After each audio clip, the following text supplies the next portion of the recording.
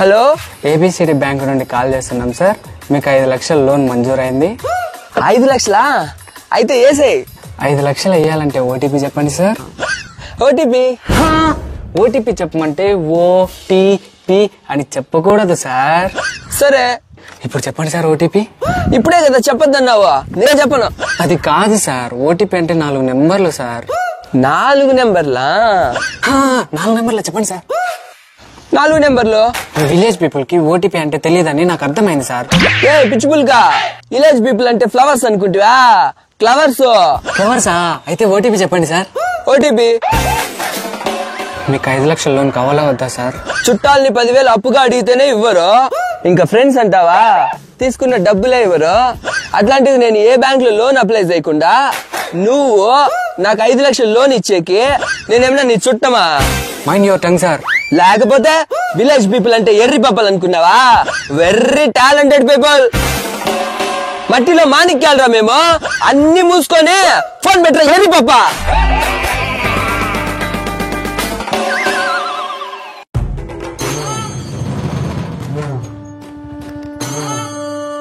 నెలలో ఇచ్చేస్తానంటే 50,000 అప్పుకి ఇచ్చిన 2 నెలలు అయింది ఇప్పటికిచ్చి.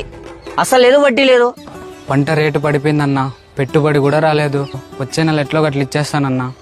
నెలలో ఇస్తాం నమ్మకం ఏమి? మామ 50,000 అప్పుగా ఇవ్వగలవా? నెలలో ఇచ్చేస్తారా?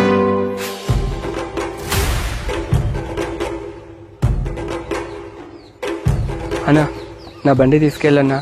రేపు వచ్చి డబ్బులు కట్టి బండి తీసుకెళ్తానన్నా. బండా? ఇప్పుడు బండి తాకట్టు పెట్టాల్సిన అవసరం ఏముందిరా? నువ్వు నోరు మూసుకో. వాడి గురించి నాకు బాగా తెలుసన్నా, చాలా మంచోడు. వాడు నీ ఫ్రెండా? అయితే కనుక ఒక విషయం చెప్తా.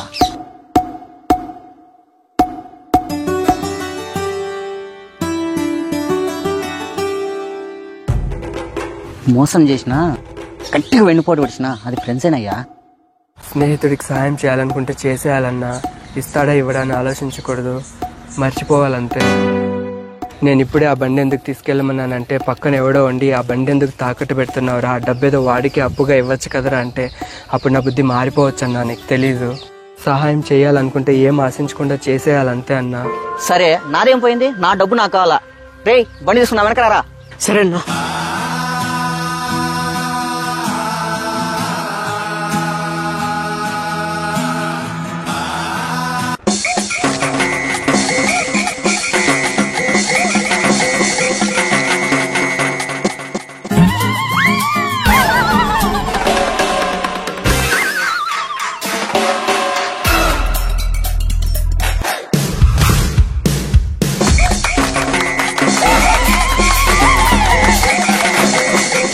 మీటర్ కనెక్షన్ ఎందుకు బీకేశారు?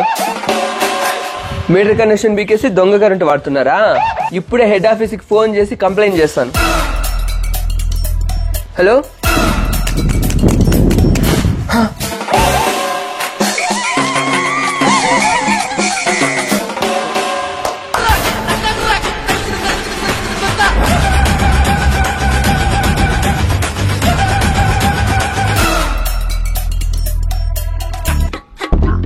అలాగేం లేదు సార్, ఇక్కడ ఎవరు దొంగ కరెంట్ వాడడం లేదు సార్.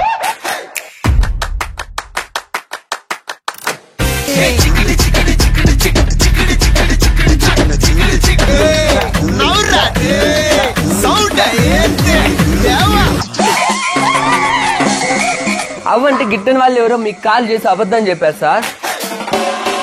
నాకు ముందే తెలుసయ్యా అవ్వ చాలా మంచిదని. సరే, నువ్వు వచ్చి. Okay sir.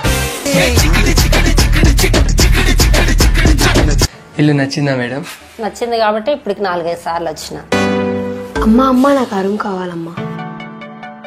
మీరేమో 40 లక్షలు అంటున్నారు, 30 లక్షలు అయితే మేము రెడీ. ఇప్పటికే చాలా ఇబ్బందుల్లో ఉన్నాం, అమ్మడం తప్ప వేరే దారి లేదు. మరి 10 లక్షలు తగ్గించాలంటే ఎలా అండి? మాకు ఓకే అండి. రిజిస్టర్ రోజుకు మాకు ఇల్లు కావాలండి. ఇల్లు ఖాళీ చేయడానికి మాకు 2 నెలలు టైం కావాలండి. సరేమ్మా, 2 నెలలు టైం తీసుకోండి.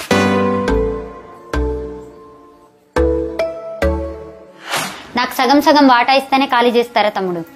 ఈ ఇల్లు కట్టేప్పుడు మా ఆయన 3 లక్షలు ఇచ్చారు, మీరు 1 రూపాయి ఇచ్చారా? మీ జీవితం అంతా ఇక్కడే పడుతున్నారు. అమ్మ చనిపోయినప్పుడే నీకు 9 లక్షలు ఇచ్చాను కదక్క.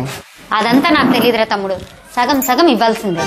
అలాగైతే అప్పట్లో తులం బంగారం 20,000 ఉన్నప్పుడు ఈ ఇల్లు కట్టడానికి 3 లక్షలు ఇచ్చాడు. ఇప్పుడు తులం బంగారం 70,000 అయింది. అయితే బంగారం విలువ 3.5 రెట్లు పెరిగింది. ఆ లెక్కను మీరే మాకు 10.5 లక్షలు ఇవ్వాలి. అది ఇచ్చేసి అమ్మిన దాంట్లో సగం సగం తీసుకోండి.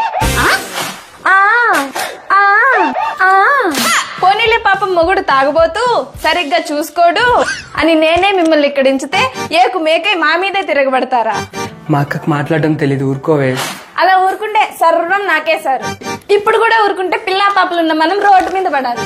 ఏ బిడ్డ గుడ్డు లేని మీ అక్క మాత్రం మన నెత్తిని కూర్చొని ఊరేగుతుంది. ఎందుకురా ఆ సైకిల్ అట్లా చూస్తాను?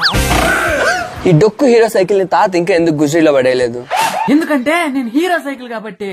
ఏంది పేర్లో హీరో ఉంటే హీరో అయిపోతావా? పేర్లోనే కాదు, హిస్టరీలోనే హీరో నేను. అదేలా? ఎట్టా అంటే మీ తాతల కాలంలో మా హీరో సైకిల్ ఏ ఇంట్లో ఉంటే ఆ ఇంటికి ఒక స్టేటస్ ఉండేది. అవునా? అంతేకాదు మీ తాత కత్తెర నేర్చుకుంటా మీ అవ్వకు లైన్ వేసింది ఈ హీరో సైకిల్ మీదనే. ఏంది ఈ ఓల్డ్ హీరో సైకిల్ మీదనా? ఇప్పుడు ఓల్డ్, అప్పట్లో మా హీరో సైకిల్ గోల్డ్. ఇంకా చెప్పాలంటే అప్పట్లో దిగువ మధ్య తరగతి కుటుంబాలలో మా హీరో సైకిల్ చాలా విలువైన వాహనాలు. ఏ రిక్షాలు ఆటోలు లేనప్పుడు మేమే దిక్కు. పైగా మమ్మల్ని అద్దెకిచ్చుకొని ఎంతో మంది జీవనోపాధి పొందేవాళ్ళు తెలుసా? అప్పుడంటే సైకిల్ అవసరం, ఇప్పుడు బైక్లు కార్లు ఉన్నాయి కదా. పెట్రోల్ డీజిల్ రేట్లు ఇట్లా పెరిగిపోతా ఉంటే మళ్ళీ సైకిల్ ఎక్కి పిక్క బలాన్ని నమ్ముకోవాల్సిందే కదా. అంటే ఇంటికి ఒక సైకిల్ కొనాలంటావు? అంతే కదా. బండెక్కి బరువు పెంచుకునేదానికన్నా ఆ సైకిల్ ఎక్కి పువ్వు కరిగించుకునేది మంచిది కదా. ఏమంటావు అబ్బా? Super super. ఈయన లైఫ్ చాలా బాగుంది. హాయిగా డ్యూటీకి వెళ్తాడు వస్తాడు. చిన్నప్పుడే బాగుండేది, స్కూల్కి వెళ్ళేవాడిని, వచ్చేవాడిని, ఇష్టం వచ్చినట్టు ఆడుకునేవాడిని. ఇప్పుడేమో ఇంటి ఖర్చులు, రెంట్లు, ఈఎంఐలు అంటూ ఇలా ఎన్నో బాధ్యతలు తల మీద పడ్డాయి. హోంవర్క్ ఉండదు, ఏమీ ఉండదు.